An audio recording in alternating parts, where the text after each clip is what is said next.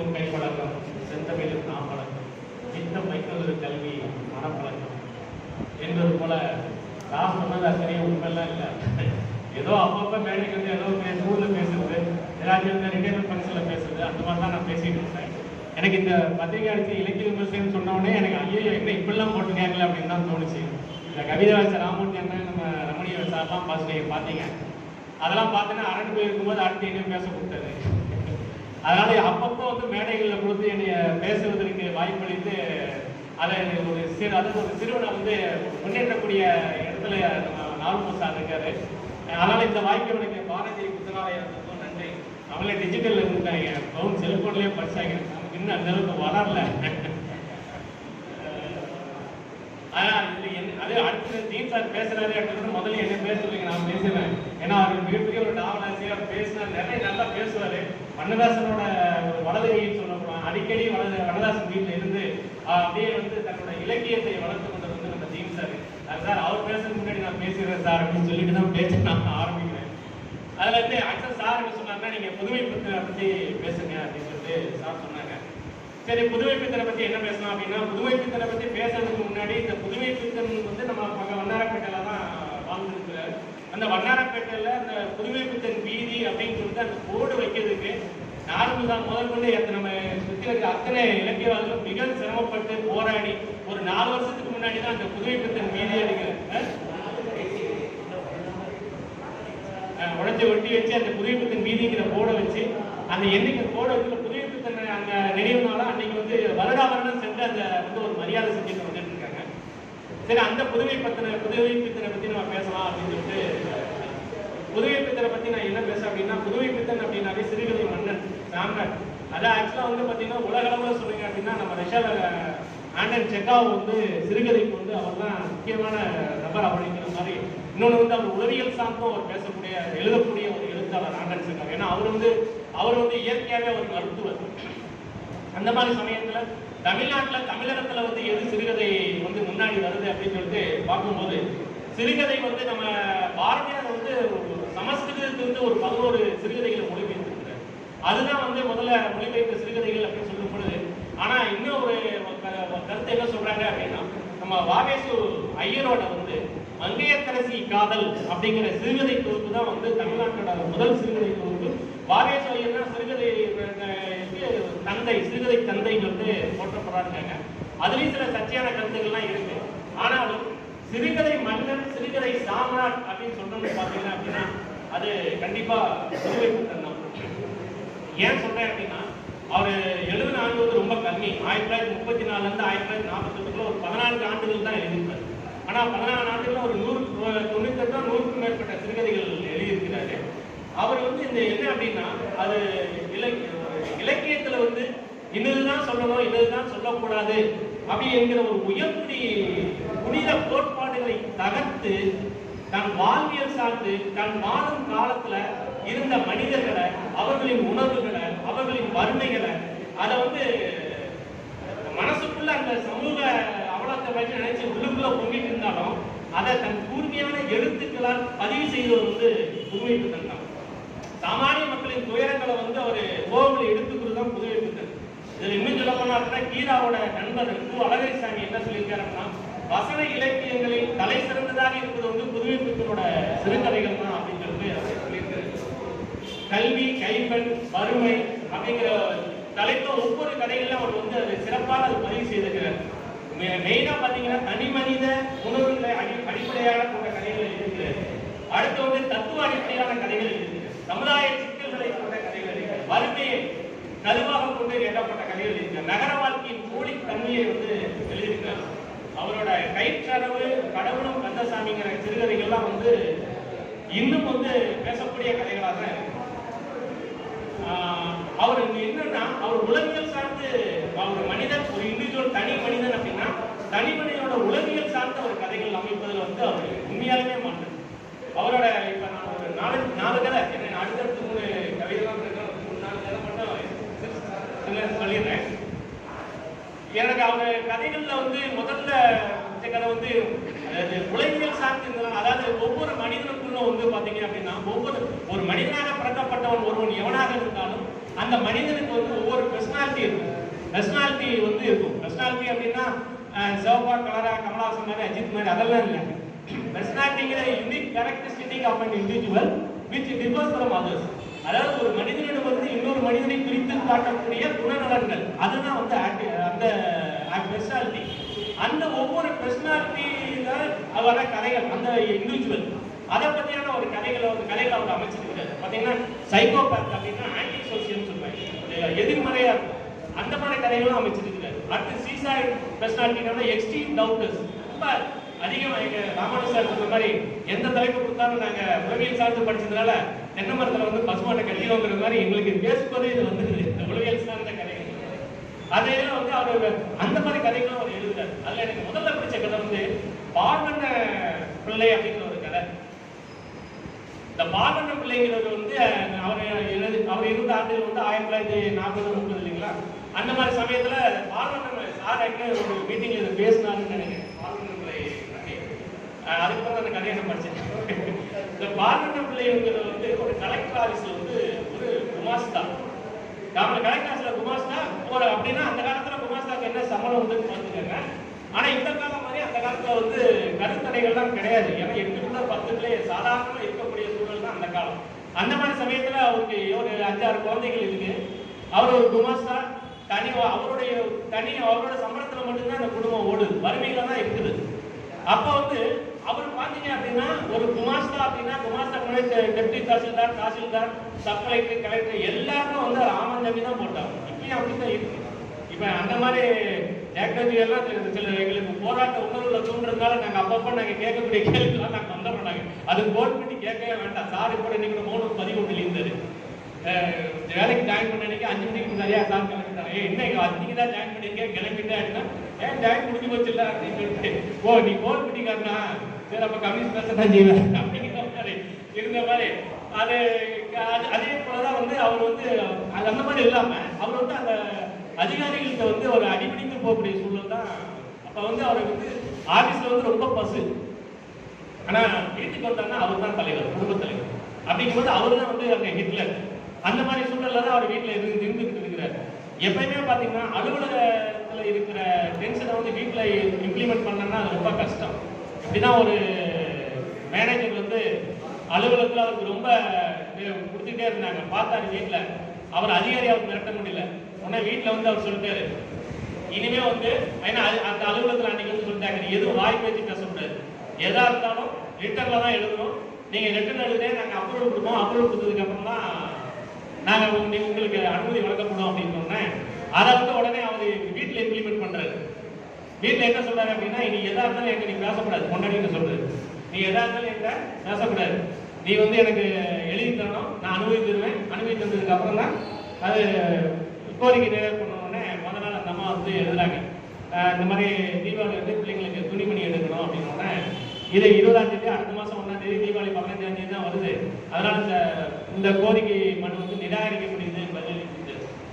அடுத்து உடனே அந்த அம்மா வந்து மழை பெய்யக்கூடிய ஒரு நாள் மழை பெய்யுது. உடனே அந்த அம்மா வந்து இந்த மாதிரி குழந்தைகள் வந்து ஸ்நாக்ஸ் கேட்குறாங்க, பஜ்ஜியோ உடைய போடணும் அப்படின்னு சொல்லி எழுதி கொடுக்குறாங்க. உடனே அவர் அப்பயும் இதே தான், இந்த மாதிரி மாதம் கழிச்சுக்கலாம் பணம் இந்த மட்டும் இல்லை, கோரிக்கை நிராகரிக்கப்படுது அப்படிங்கிறாரு. உடனே அந்த அம்மா கோவம் வந்துருச்சு, நான் எங்கள் அப்பா வீட்டுக்கு போகிறேன்னு சொல்லி எழுதிருச்சு. உடனே அதை எழுதிட்டாரு, மாற்று ஏற்பாடு செஞ்சு விட்டு போகலாம் அப்படின்னு. இந்த மாதிரி வந்து ஒரு அலுவலகத்தோட டென்ஷனை வந்து வீட்டில் காமிக்கக்கூடிய சூழல் தான். அந்த டென்ஷன் தான் நம்ம பால்வண்ண பிள்ளைங்க. அவர் பால்வண்ண பிள்ளை வந்து ஒரு நாள் ஆபீஸ்ல வந்து அவரோட தன் சகாவோட பேசிட்டு இருக்கிறாரு.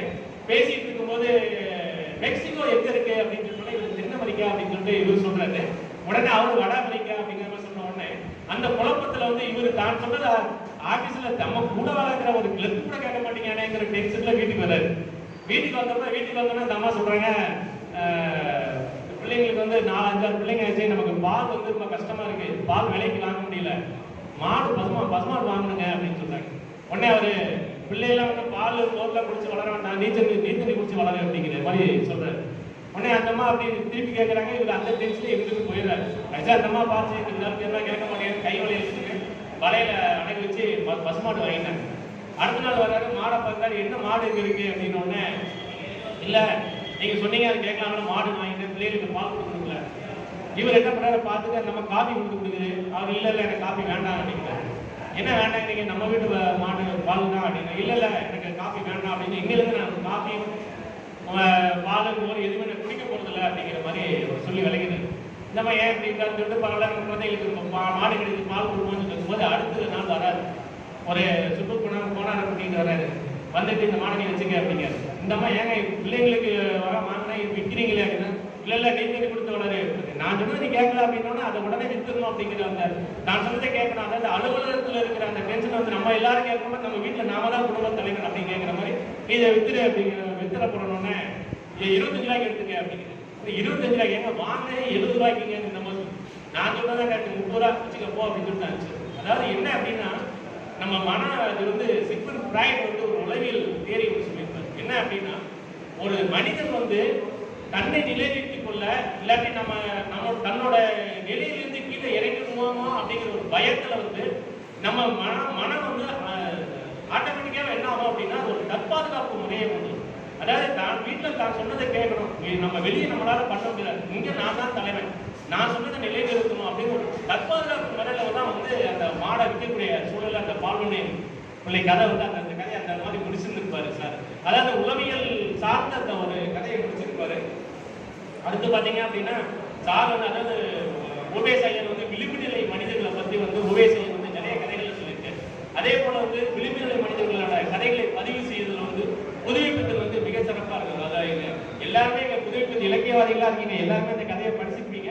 பட் இருந்தாலும் நான் படிக்கணும்னு சொன்னதுல அந்த பொன்னகரங்கிற கதை வந்து உண்மையாலுமே மிக சிறந்த கதை. அதாவது 1.5 பக்கம் தான்.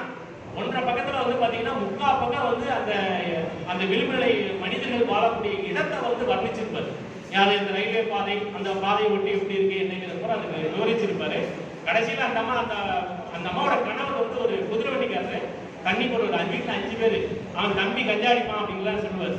இது 5 பேர் இந்த கண்ணி போது அவன் ஒரு நாள் தண்ணி அடிச்சுட்டு ரேஸுக்கு போய் குதிரை வண்டி கீழே விழுந்துடுறான். அடிபட்டு தீர்ந்து போடுறாங்க. வீட்டில் 5 பைசா கிடையாது. இந்த அம்மாளுங்கிற இந்த கேரக்டர் வந்து வில் கூலி தொழிலாளி. அந்த வில் கூலி தொழிலாளி 2 நாள் கழிச்சு தான் சம்பளம் வரும். என்ன பண்ணனே தெரியல. அப்போ வந்து அந்த காலகட்டம் பாருங்க, பெண்கள் வந்து அடக்குமுறை கொண்டே கற்பின ஒரு வச்சு இருக்கக்கூடிய அந்த காலகட்டத்தில் இந்த அம்மா வந்து பால் கஞ்சியோ எங்கெங்கேயோ போறாங்க, கிடைக்கல. கிடைச்சிட்டு அன்னைக்கு அந்த நிலவு அப்படி பௌர்ணமி, ஆனால் மேகம் மறைச்சா அது என்ன பண்ணணும் அப்படின்னு சொல்லிட்டு அந்த அம்மா சோழத்தில் பணமும் இல்லாமல் வீட்டுக்காரங்க ஒன்றும் கொடுக்க முடியல அப்படின்னு ஒன்றும் அண்ணன் கொடுக்க முடியலன்னு சொல்லிட்டு வரக்கூடிய சூழல்ல இந்த அம்மாவை கண்டிப்பாக ஆள் வந்துட்டு நிப்பாட்டின உடனே அந்த சந்திரன் இருள் சூழ்ந்தது அப்படின்னு சொல்லிட்டு தலைப்பு முடிச்சிருப்பாரு. அதை முடிச்சுட்டு இப்போ அந்த அம்மா வந்து அதை போயிட்டு அவரோட போயிட்டு வந்து ஒரு 3/4 ரூபா கூப்பிட்டு வந்து அவன் பால் கஞ்சிக்க அந்த இது போயிட்டு வந்திருக்கான். அப்போ அவர் கடைசி வழியா புதுமைப்பத்துக்கு முடிச்சிருப்பாரு. என்னையா கத்து போயங்க கத்து என்னையா கத்து அப்படிங்கிற மாதிரி அந்த கதையை வந்து முடிச்சிருப்பாரு. அதாவது வந்து நீங்க வறுமை வந்து நம்ம எந்த அளவுக்கு வந்து அந்த பெண்களை வந்து கொண்டுட்டு போகுது. ஆனா இன்னும் நிறைய இடங்க தான் எனக்கு தெரியும். இன்னும் மதுரையில் போனீங்க அப்படின்னா இப்ப எப்படின்னு ஒரு 15 வருஷத்துக்கு முன்னால ஒரு பெரிய அவசரம் நைட் 10 மணிக்குள்ள நிற்க முடியாது. கணவரே வந்து அழைத்து கொண்டு வந்து அது வந்து ஒரு வாழ்வாதாரத்துக்கு இருக்கிற மாதிரி தன் மனைவியை கூட்டிட்டு வந்து பண்ணக்கூடிய சூழல மதுரை பெரியார் பசங்க பார்க்கலாம் நடக்கும். கேட்டா மண்ணு திங்கிறது மனுஷன் திட்டு போறாங்கிற மாதிரி தான் பேசுவாங்க. அதுக்கு நியாயம் கற்றுப்பாங்க. அந்த மாதிரியான வாழ்வியல வந்து அப்பயே வந்து புதுமைப்பித்தன் வந்து அதை இது பண்ணியிருப்பாரு. அதே மாதிரி வந்து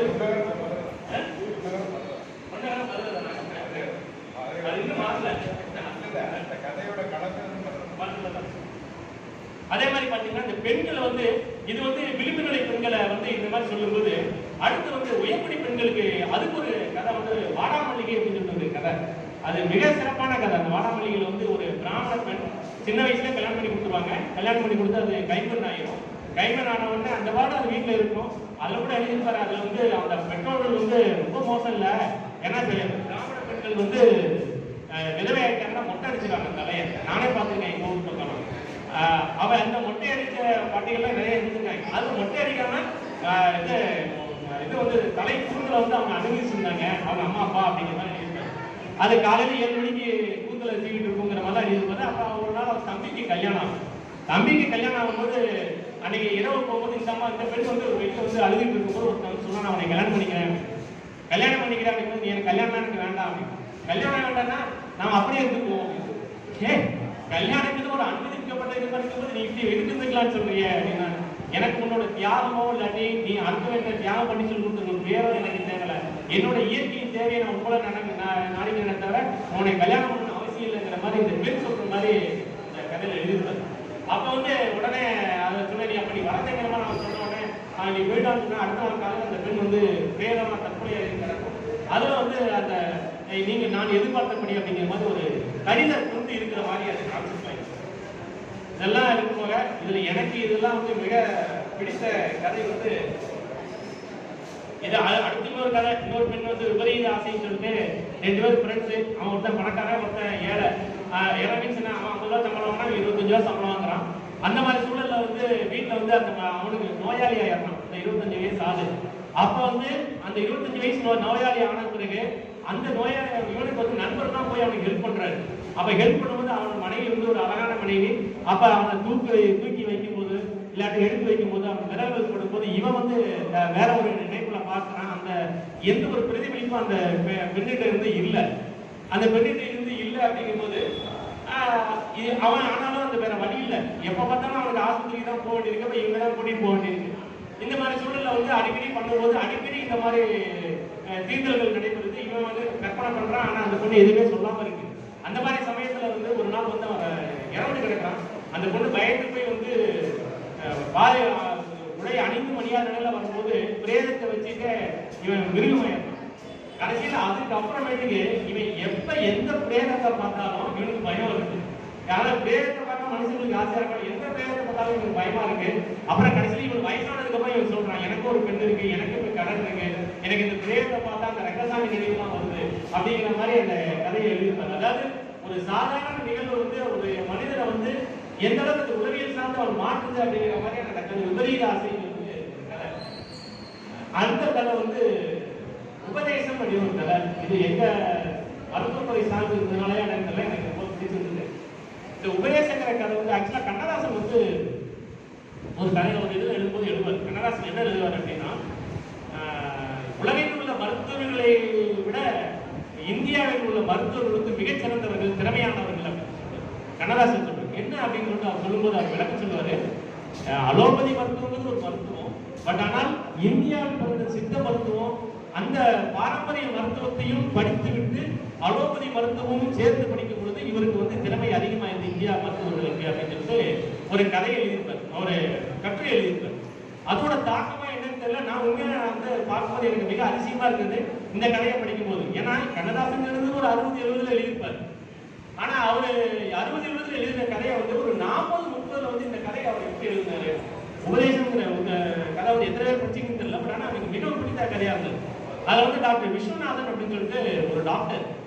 அந்த டாக்டர் வந்து சர்ஜன் 1940 வந்து பாத்தீங்கன்னா அந்த கதைகள்ல வந்து புதுமைப்பித்தன் எப்படி இந்த இதெல்லாம் கொண்டு வந்தாங்க. ஏன்னா நான் தியேட்டர் நர்ஸை அந்த தியேட்டர்ல இருக்கும்போது எப்படி ஸ்டெரைல் பண்ணுவோம், எந்த கையில நாங்க இன்ஸ்ட்ருமெண்ட் வாங்குவோம், எந்த கையில இன்ஸ்ட்ருமெண்ட் எப்படி கொடுப்போம், எப்படி கிளவுஸ் போடுவோம், அந்த மாதிரி ஒரு விவரிப்பின் கூட புதுமைப்பித்தன் அந்த கதைகள் வந்து மிக அழகாக இருக்கு. கதையோட ஸ்டார்டிங்கே அப்படியே சொல்லுவார். அவர் அந்த இன்ஸ்ட்ருமெண்ட்டை வச்சு கிளீன் பண்ணி அந்த இடத்த போட்டாரு அப்படிங்கிற மாதிரி அவர் சொல்லுவார். எனக்கு அதிசயமா இருந்தது. இவர் வந்து எந்த ஒரு மருத்துவ சார்ந்த படிப்புள்ள மருத்துவ சார்ந்த அறிவு இல்லை, ஆனாலும் ஒரு கதை எழுதும்போது அது எப்படி அதை கரெக்டாக அந்த ஸ்டெரிலைசேஷன் முறைப்பட்ட கரெக்டாக எழுதுனாரு அப்படிங்கிற ஒரு ஆச்சரியமும் ஒரு அதிசயமும் இருக்குது. அந்த மாதிரி அந்த டாக்டர் அவர் வந்து விஸ்வாசங்கிறவர் வந்து மிகப்பெரிய சர்ஜன். அவர் சர்ஜரி பண்ணாரு அப்படின்னா ரொம்ப சரியா இருக்குது. அவர் சர்ஜன், அவரோட நண்பர் வந்து ஒரு ஆங்கிலேயர் வில்கின்சன்கிறவர் வந்து அவரை வந்து அனஸ்தலிஸ்ட் அப்படிங்கிற மாதிரி அவர் 2 பேருமே வந்து இருந்தாலும் 2 பேரும் மிக அழகாக அந்த சர்ஜரி எல்லாம் பண்ணிட்டு இருக்காங்க. அப்ப யுகோஸ்லேவியா இளவரசருக்கு ஒரு சர்ஜரி பண்ணும்போது இவர் டாக்டர் தான் போய் பண்றாரு. யாருமே பண்ண முடியாத இந்த கைவிட்டு விட்ட சூழலில் இவர் போய் டாக்டர் போய் பண்றாரு. ரொம்ப சக்சஸ் ஆயிடுது, எல்லாருமே சந்தோஷப்படுறாங்க.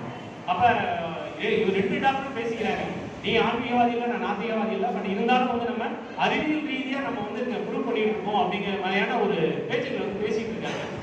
அடுத்த நாள் வந்து பாத்தீங்கன்னா கடயோகி அப்படின்னு சொல்லிட்டு நான் கூகுளில் போய் பார்த்துருக்கேன். கடயோகின்னு ஒரு சித்தாந்த சுவாமிகள் அப்படிங்கிற மாதிரி அந்த சித்தாந்த சுவாமிகள் ஒரு நாள் பேஷண்ட்டை காலையில வராது. அவருக்கு வந்து ஒரு அப்பண்டிசிட்டிஸ் மாதிரி ஒரு நோய். அன்னைக்கு ஆப்ரேஷன் பண்றாங்க. ஆப்ரேஷன் பண்ணும்போது அந்த ஆப்ரேஷன் நல்லா இருக்கு. அனஸ்தீசியா சர்ஜரி முடிஞ்சவங்க போயிடுவாங்க. அடுத்து வந்து அடுத்த நாள் காலையில அந்த ஆங்கிலேயருக்கு வந்து 2 செய்தி வருது. ஒண்ணு வந்து அந்த பேஷண்ட் வந்து ஓடிப்பிட்டான், சித்தாந்த பேஷண்ட் ஓடிப்பிட்டான். 2வது வந்து டாக்டர் விசால் வந்து அவர் வந்து சாமியாரா மாறிட்டாரு அப்படிங்கிற. என்னடா நேற்று தானே பேசிட்டு இருந்தோம், இந்த மாதிரி அறிவியல் ரீதியா பேசிட்டு நம்ம பண்ணும்போது சாமியார் ஆகிட்டு போனா இவர் அப்படியே கால் வேண்டி காலி சட்டை கட்டு சாமியாரா நிற்கிறாரா? மிகப்பெரிய ஒரு அறுவை சிகிச்சை இருக்குது. என்னையா கேட்டி அப்படின்னு கேட்கும்போது இல்ல எனக்கு சித்தாந்தங்கள்லாம் நான் படிக்கணும்னு சொல்லிட்டு அதை எங்கேயோ போயிடுறாரு. அப்போ ஒரு 5 வருஷம் அப்புறம் குறிப்பிட்டு எழுதுறாரு. 5 வருஷம் கழிச்சு ஒரு அந்த இமயமலை பக்கம் போகும்போது அந்த ஒரு பணி கூட்டத்தில் வந்து டாக்டர் மாதிரி இருக்கிறேன் இந்த ஆங்கிலேய டாக்டர் போய் பார்க்குறாரு. அவர் பார்த்துட்டு நான் தான் நீ போயிட்டு வா அப்படிங்கிறாரு. கையில் கிடைச்ச ஒரு கடிதம் இருக்கு. கடிதத்தில் பார்த்தீங்கன்னா வெல்கின்சன் நீ செஞ்சதெல்லாம் சரிதான், பட் நான் வந்து எந்த நேரம் நான் சாக மாட்டேன், எப்படிலாம் உன்னை நான் பார்ப்பேன். ஆனால் வந்து அந்த சாமியார் வந்து மோசமான சாமியார்.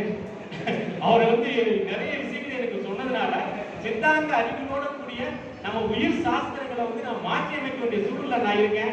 நான் அதான் வந்திருக்கேன். ஆனா நான் இதை வந்து இந்த மாதிரி நான் சொன்னேன், நீ வெளியே சொல்லிடாத, நீ உடனே பைத்தியக்காரன் சொல்லிவாங்க அப்படின்னு சொல்லிட்டு அதை எழுதியிருப்பேன். கடைசியில் அதுதான் முடிச்சிருப்பார்.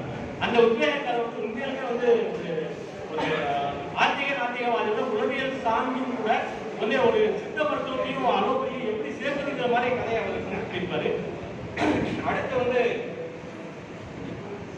நானே கொள்கிறேன் காரணம் கேள்வி அதெல்லாம் விட எனக்கு முக்கியமான இன்னொரு கதை வந்து அதுல வந்து அவர் எழுதுவார். அந்த சர்ஜரி பண்ணும்போது இந்த உபதேச கதையில சர்ஜரி பண்ணும்போது அவர் என்ன சொல்லுவார் அப்படின்னா மருத்துவர் அதை இங்க சொல்லலாமா என்னன்னு தெரியல, பட் ஆனால் புத்தகத்தில் இருக்குங்கிறதுனால நான் சொல்றேன். மருத்துவர் வந்து தனது சக்கியத்தை தொடங்கினார் அப்படிங்கிற மாதிரி எழுதுவார். முதல் வரியா தான் எழுதியிருப்பார். எனக்கு ஆச்சரியமா இருந்தது.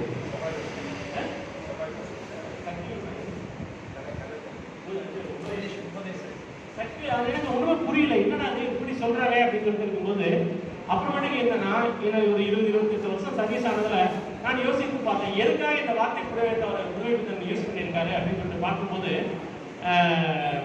தையல் வந்து உண்மையாலுமே வந்து பார்த்தீங்க அப்படின்னா மருத்துவமனைகள் வந்து ஒன்று டாக்டர்ஸ் பண்ணுவாங்க, அடுத்து நாங்கள் செவிலியர்கள் நாங்கள் பண்ணுவோம். ஒரு உயிரோடு இருக்கக்கூடிய ஒரு மனிதர் அடிபட்டு வந்தாலும் இல்லாட்டி ஏதாவது தையல்கள் போகிறது நாங்கள் ஒன்று டாக்டர்ஸ் பண்ணுவாங்க, இல்லை நாங்கள் செவிலியர்கள் நாங்கள் பண்ணுவோம் உயிரோடு இருக்கிற ஆளுகள். அப்ப இவர் இந்த தைலம் வந்து எப்படி இந்த தைலம் சொன்னாரு அப்படிங்கிற மாதிரி நான் ஒரு யோசிக்கும் போது தான் பார்த்தேன். அதுக்கப்புறம் பார்த்தீங்கன்னா அந்த பிரேதம் ஆனதுக்கு அப்புறம் பார்த்தீங்கன்னா பிரேத பரிசோதனைகளை பார்த்தீங்க அப்படின்னா பிரேத பரிசோதனைகளை வந்து டாக்டர்ஸ் யாருமே வைக்க மாட்டாங்க. பிரேத பரிசோதனையில் ஒருத்தர் இருக்கிறாங்க, அந்த கடைநிலை ஊழியர் வந்து மேல வயிற்றுல இருந்து வரிசையா மண்டையோட இருந்து வரிசையா ஒவ்வொன்றா எடுத்துட்டு காப்பாரு. சார் ஹார்ட் இத்தனை கிராம், சார் பிரெயின் இத்தனை கிராம், ஒவ்வொன்றையும் எடுத்துட்டு காமிப்பாரு. காமிச்சு முடிச்சதுக்கு அப்புறம் கடைசியில வந்து அந்த தைக்கக்கூடியவரோட வந்து அந்த இடத்துக்கான வந்து நிறைய இருக்கிறாங்க.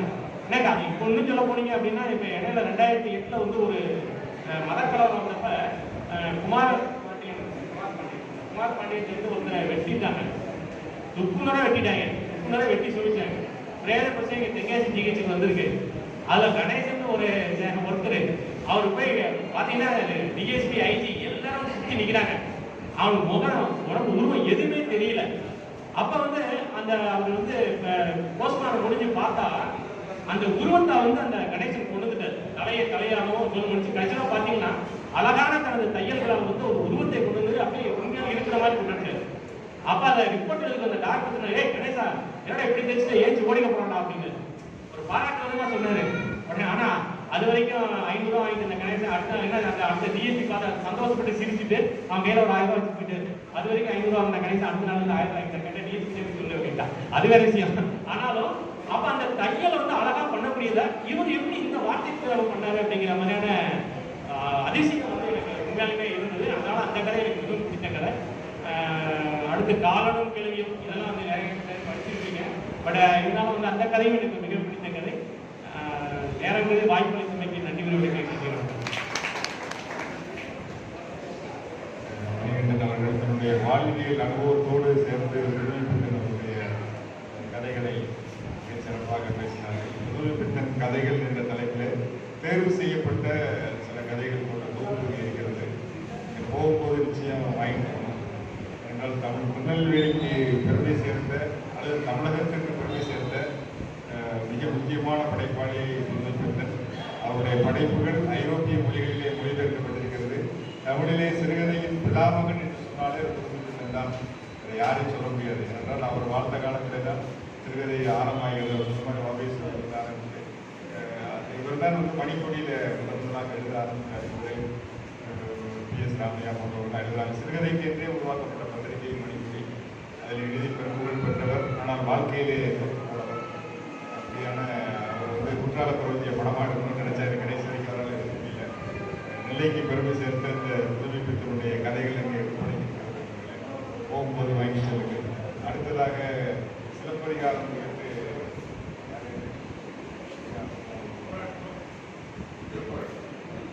திருக்குறளை பற்றி, திருக்குறள் தான் தமிழினுடைய பெருமை என்று சொல்வதற்காக இன்னைக்கு கவிஞர் சக்தி வேலாயுதம் அவர்கள் வருகிறார்.